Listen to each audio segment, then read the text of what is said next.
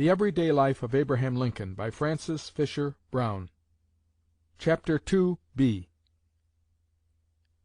Lincoln studies law, elected to the legislature, personal characteristics, Lincoln's love for Anne Rutledge, close of Lincoln's youth. A small balance due the Government remained in the hands of Lincoln at the discontinuance of the office. Time passed on, and he had removed to Springfield and was practicing law, having his place of business in Dr. Henry's office. Meanwhile, his struggle with poverty was unabated, and he had often been obliged to borrow money from his friends to purchase the barest necessities. It was at this juncture that the agent of the United States called for a settlement of his post-office accounts. The interview took place in the presence of Dr. Henry, who thus describes it: "I did not believe he had the money on hand to meet the draft, and I was about to call him aside and loan him the money, when he asked the agent to be seated a moment. He went over to his trunk at his boarding-house and returned with an old blue sock, with a quantity of silver and copper coin tied up in it. Untying the sock, he poured the contents on the table, and proceeded to count the coin, which consisted of such silver and copper pieces as the country people were then in the habit of using in paying postage. On counting it up, there was found the exact amount of the draft to a cent, and in the identical coin which had been received. He never, under any circumstances, used trust funds." When Lincoln was about 23 years of age, some time in 1832, he began studying law, using an old copy of Blackstone's Commentaries, which he had bought at auction in Springfield. This work was soon mastered, and then the young man looked about him for more. His friend of the Black Hawk War, Major John T. Stuart, had a considerable law library for those days, and to him Lincoln applied in his extremity. The library was placed at his disposal, and thenceforth he was engrossed in the acquisition of its contents. But the books were in Springfield, where their owner resided, and New Salem was some 14 miles distant. This proved no obstacle in the way of Lincoln, who made nothing of the walk back and forth in the pursuit of his purpose. Mr. Stuart's partner, Mr. H.C. Dummer, who took note of the youth in his frequent visits to the office, describes him as "an uncouth-looking lad, who did not say much, but what he did say he said straight and sharp. He used to read law," says Henry McHenry, "barefooted, seated in the shade of a tree just opposite Berry's grocery, and he would grind around with the shade, occasionally varying his attitude by lying flat on his back and putting his feet up the tree," a situation which might have been unfavorable to mental application in the case of a man with shorter extremities. "The first time I ever saw Abe with a law book in his hand," says Squire Godbey, "he was sitting astride Jake Bates's woodpile in New Salem. Says I, 'Abe, what are you studying?' 'Law,' says Abe. 'Good God Almighty!' responded I." It was too much for Godbey. He could not suppress the exclamation of surprise at seeing such a figure acquiring learning in such an odd situation. Mr. Arnold states that Lincoln made a practice of reading in his walks between Springfield and New Salem, and so intense was his application and so absorbed was he in his study that he would pass his best friends without observing them, and some people said that Lincoln was going crazy with hard study. He soon began to make a practical application of his legal knowledge. He bought an old form book and began to draw up contracts, deeds, leases, mortgages, and all sorts of legal instruments for his neighbors. He also began to exercise his forensic ability in trying small cases before justices of the peace and juries, and soon acquired a local reputation as a speaker, which gave him considerable practice. But he was able in this way to earn scarcely money enough for his maintenance. To add to his means, he took up the study of surveying, and soon became, like Washington, a skillful and accurate surveyor. John Calhoun, an intelligent and courteous gentleman, was at that time surveyor of the county of Sangamon. He became interested in Lincoln and appointed him his deputy. His work was so accurate, and the settlers had such confidence in him, that he was much sought after to survey, fix, and mark the boundaries of farms, and to plot and lay off the town of Petersburg. His accuracy must have been attained with some difficulty, for when he began to survey, his chain was a grapevine. He did not speculate in the land he surveyed. Had he done so, the rapid advance in the value of real estate would have made it easy for him to make good investments. But he was not in the least like one of his own appointees when President, a surveyor general of a Western territory, who bought up much of the best land, and to whom the President said, "I am told, sir, you are monarch of all you survey." The nomination of Lincoln for the State Legislature on his return from the Black Hawk War was premature. The people of New Salem voted for him almost to a man, but his acquaintance had not then extended into the surrounding district far enough to insure his election. In the campaign of 1834 the choice of a candidate again fell upon him, and this time there was a prospect of success. Lincoln entered into the contest with earnestness, and used every legitimate means to secure a victory. Mr. Herndon relates the following incident of this campaign: "Lincoln came to my house, near Island Grove, during the harvest. There were some 30 men in the field. He had his dinner, and then went out into the field where the men were at work. I introduced him, and the boys said they would not vote for a man unless he could 'make a hand.'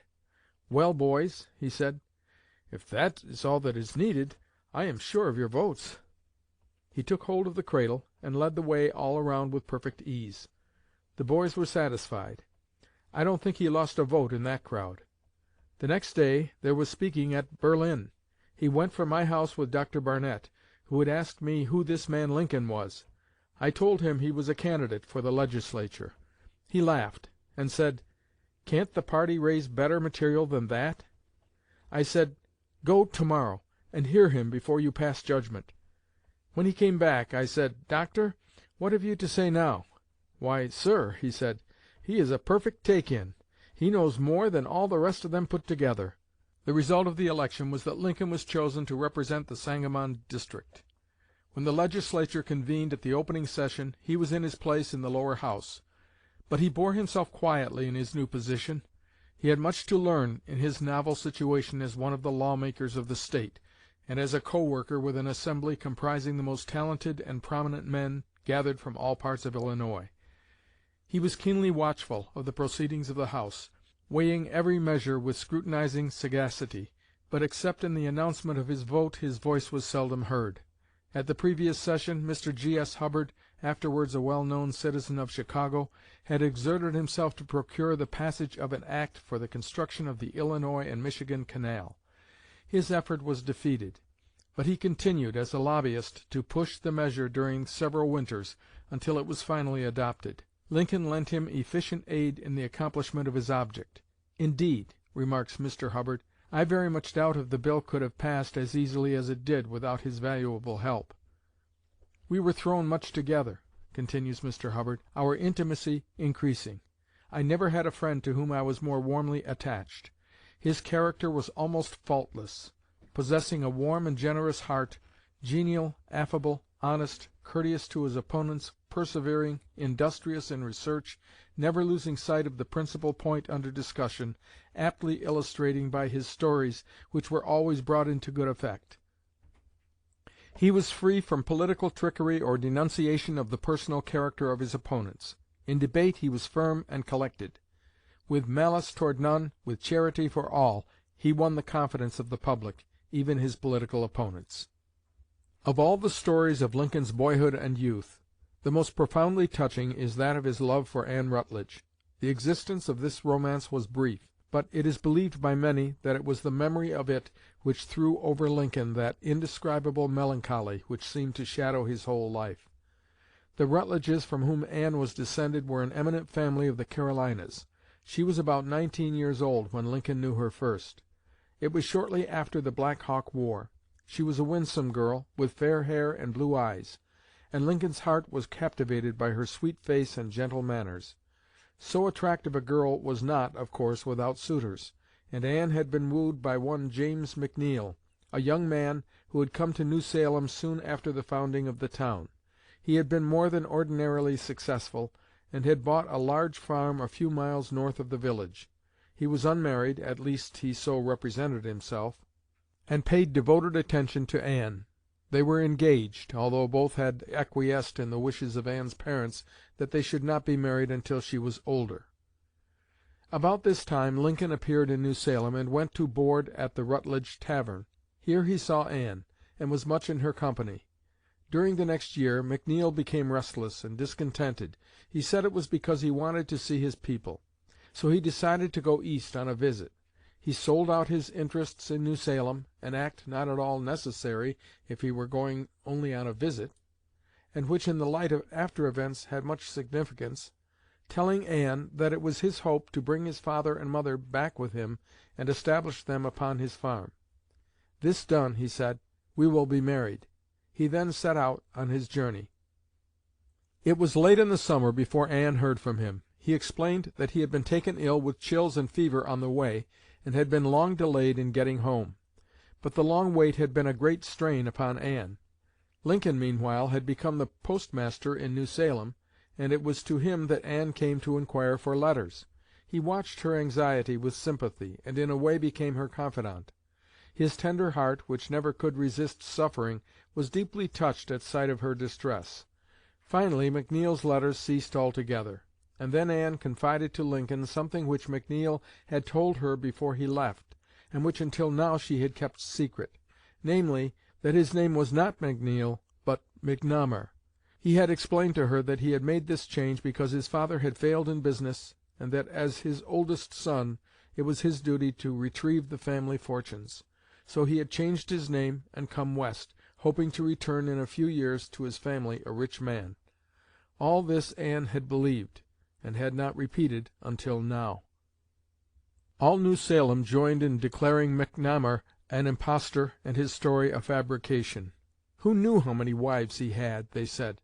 With one accord Anne's friends denounced him, and although his story turned out afterward to be not altogether false, it is small wonder that Anne herself at last came to believe that either he was dead or had ceased to love her. While matters were in this state, Lincoln ventured to show his love for Anne.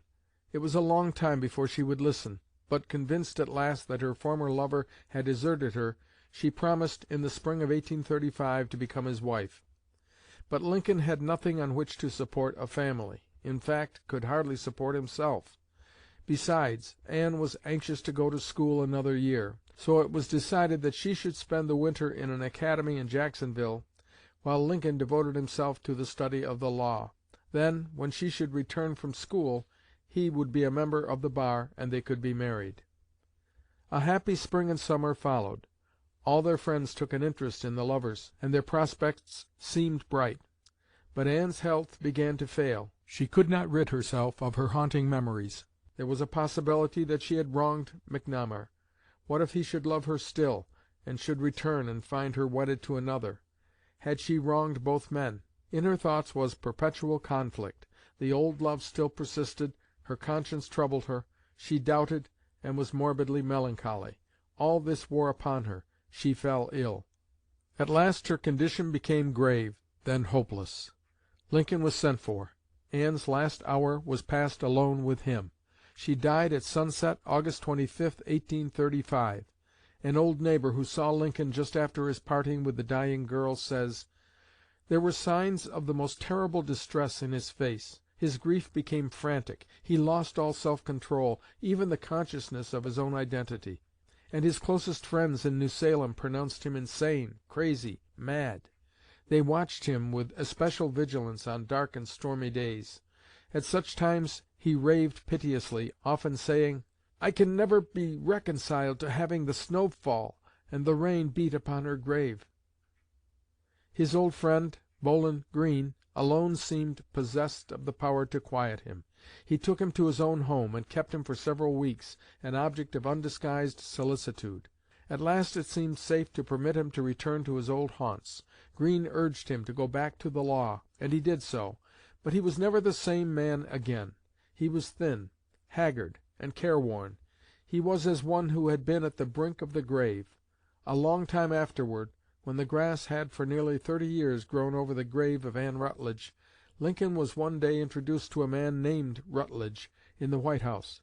He looked at him a moment, then grasped his hand and said with deep feeling, "I love the name of Rutledge to this day. Anne was a lovely girl. She was natural, well educated. She would have made a good, loving wife. I did honestly and truly love her, and I think often, often of her now." Mr. Herndon has said that the love and the death of this young girl shattered Lincoln's purposes and tendencies. He threw off his infinite sorrow only by leaping wildly into the political arena. He needed whip and spur to save him from despair. The period of Abraham Lincoln's boyhood and youth had closed when he stood by the grave of Anne Rutledge. He had long been a man in stature. He was now a man in years. Yet the rough path he had been forced to travel had made his progress toward maturity painfully slow. In spite of his low birth, of his dire poverty, of the rudeness and illiteracy of his associates, of the absence of refinement in his surroundings, of his scanty means of education, of his homely figure and awkward manners, of his coarse fare and shabby dress, he dared to believe there was an exalted career in store for him. He hewed out the foundations for it with indomitable spirit. It was to be grounded on manly virtues. It seems as though the boy felt the consecration of a high destiny from the very dawn of his intelligence, and it set him apart, secure amid the temptations and safe from the vices that corrupt many men. In the rough garb of the backwoodsman he preserved the instincts of a gentleman. He was the companion of bullies and boors. He shared their work and their sports, but he never stooped to their vulgarity. He very seldom drank with them, and they never heard him speak an oath. He could throw the stoutest in a wrestling match, and was ready, when brought to it, to whip any insolent braggart who made cruel use of his strength. He never flinched from hardship or danger, yet his heart was as soft and tender as a woman's. The great gentle giant had a feeling of sympathy for every living creature. He was not ashamed to rock a cradle, or to carry a pail of water or an armful of wood to spare a tired woman's arms. Though destitute of worldly goods, he was rich in friends. All the people of his acquaintance knew they could count on his doing the right thing always, so far as he was able. Hence they trusted and loved him, and the title of Honest Abe, which he bore through life, was a seal of knighthood rarer and prouder than any king or queen could confer with the sword. Abraham Lincoln was one of nature's noblemen. He showed himself a hero in every circumstance of his boyhood and youth. The elements of greatness were visible even then. The boy who was true to duty, patient in privation, modest in merit, kind to every form of distress, determined to rise by wresting opportunities from the grudging hand of fate, was sure to make a man distinguished among his fellows, a man noted among the great men of the world, as the boy had been among his neighbors in the wilds of Spencer County and New Salem. The site of the town where Lincoln spent the last 3 years of the period covered in this portion of his biography is now a desolate waste. A gentleman who visited the spot during the summer of 1885 thus describes the mournful scene: "From the hill where I sit, under the shade of 3 trees whose branches make one, I look out over the Sangamon River and its banks covered apparently with primeval forests. Around are fields overgrown with weeds and stunted oaks. It was a town of 10 or 12 years only. It began in 1824 and ended in 1836.